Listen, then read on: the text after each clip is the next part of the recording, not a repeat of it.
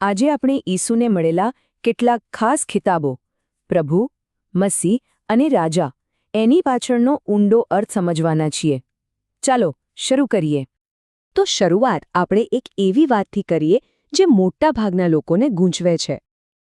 આપણે ઘણીવાર સાંભળીએ છીએ, ખરું ને, ઈસુને પ્રભુ, મસીહ, રાજા કહેવામાં આવે છે. પણ શું આપણે ક્યારેય અટકીને વિચાર્યું છે કે આ શબ્દોનો ખરેખર મતલબ શું થાય છે? એક બહુ જ સામાન્ય ગેરસમજ છે. ઘણા લોકો એવું માને છે કે મસીહ એ ઈસુની અટક છે. જેમ કોઈનું નામ રમેશ પંડ્યા હોય, બસ એ જ રીતે ઈસુ મસીહ. પણ શું એ સાચું છે? અને આવું જ પ્રભુ અને રાજા જેવા શબ્દો સાથે પણ થાય છે. આપણે રોજબરોજની વાતચીતમાં આ શબ્દોનો ઉપયોગ કોઈને માન આપવા કે પ્રેમથી બોલાવવા માટે કરીએ છીએ. પણ જ્યારે આ જ શબ્દો ઈસુ માટે વપરાય છે, ત્યારે એનો અર્થ તદ્દન અલગ અને બહુ જ ગહેણ બની જાય છે. જુઓ, બાઇબલમાં પ્રેરિત પીટર આ વાતને બહુ જ સ્પષ્ટ રીતે સમજાવે છે. એ કહે છે કે આ ઈસુ, જેમને તમે વધસ્તંભે જડ્યા હતા, તેમને ઈશ્વરે પ્રભુ અને મસીહ બંને બનાવ્યા છે. આનો મતલબ એ થયો કે આ કોઈ સામાન્ય નામ કે અટક નથી, પણ ઈશ્વરે પોતે આપેલા ખાસ ખિતાબો છે. તો ચાલો આપણે એક પછી એક આ ખિતાબોને સમજીએ. સૌથી પહેલાં મસીહાનો અર્થ શું છે? મસીહ એટલે અભિષિક્ત વ્યક્તિ, એટલે કે જેને કોઈ ખાસ કામ માટે પસંદ કરવામાં આવ્યો હોય. એક એવી વ્યક્તિ જેને ઈશ્વરે પોતે એક ખાસ હેતુ માટે અલગ કરી હોય, પવિત્ર ઠરાવી હોય. અને આ ખાસ હેતુ શું હતો? જુઓ, ઈશ્વરે તેમને રાજા બનવા માટે, આખી દુનિયાનો ન્યાય કરવા માટે અને અનંત જીવનનો દરવાજો બનવા માટે પસંદ કર્યા. એટલું જ નહીં, પાપો માફ કરવાનો અધિકાર પણ તેમને જ આપવામાં આવ્યો. ટૂંકમાં, ઈશ્વરે જે કંઈ પણ ભવિષ્યવાણીઓ કરી હતી, તે બધી જ પૂરી કરવા માટે તેમને પસંદ કરવામાં આવ્યા હતા. આપણે બાઇબલમાં જોઈએ તો આ વાત સાબિત થાય છે.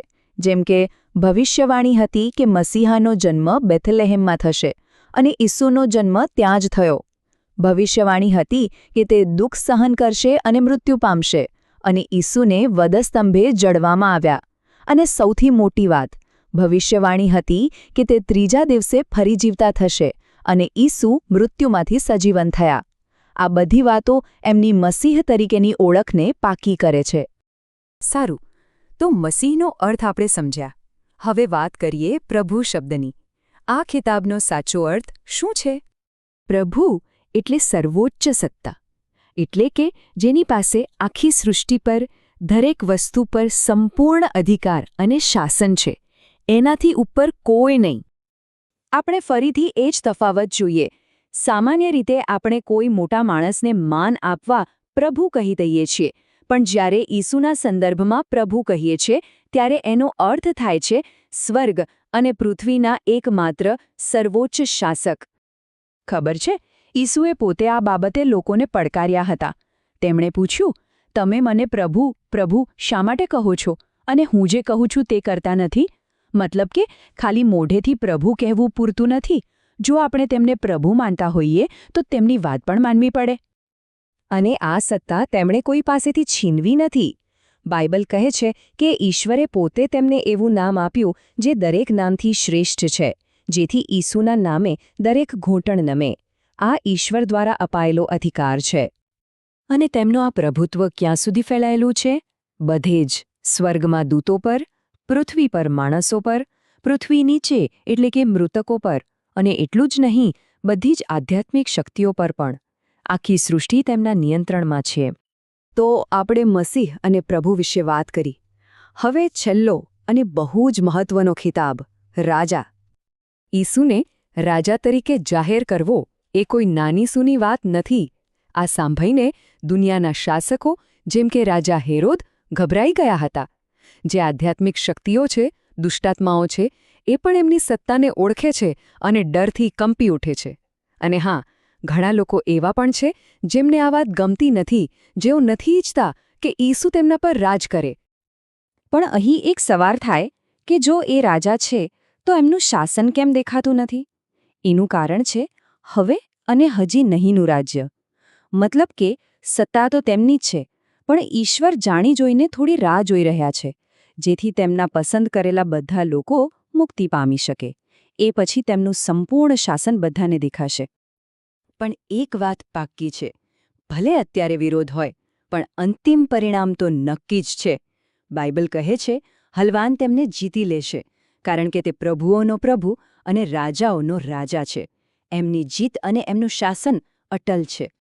તો આ બધી વાતોનો, આ બધા ખિતાબોનો આજે આપણા માટે શું અર્થ થાય છે? બાઇબલમાં મુક્તિનો માર્ગ બહુ સ્પષ્ટ રીતે બતાવવામાં આવ્યો છે. પહેલું પગલું મોઢેથી સ્વીકારવું કે ઈસુ પ્રભુ છે, અને બીજું પગલું હૃદયથી વિશ્વાસ કરવો કે ઈશ્વરે તેમને મૃત્યુમાંથી ઉઠાડ્યા છે, અને પરિણામ મુક્તિ. તો એ સમજવું બહુ જ જરૂરી છે કે ઈસુને પ્રભુ, મસીહ અને રાજા તરીકે સ્વીકારવાનો મતલબ ખાલી બુદ્ધિથી સંમત થવું નથી. ના ના, આ તો વિશ્વાસની, સમર્પણની અને સંપૂર્ણ ભરોસાની એક જાહેરાત છે. એ સ્વીકારવું કે એ જ પસંદ કરાયેલ છે, એમની સત્તાને આધીન થવું અને એમના શાસન પર પૂરો ભરોસો રાખવો. અને આ બધું જાણ્યા પછી એક સવાલ આપણી સામે આવીને ઊભો રહે છે. કોઈના જીવનમાં સાચા અર્થમાં એવું માનવાનો મતલબ શું થાય છે કે ઈસુ જ પ્રભુ, મસીહ અને રાજા છે? આના પર વિચારવા જેવું છે ખરું ને?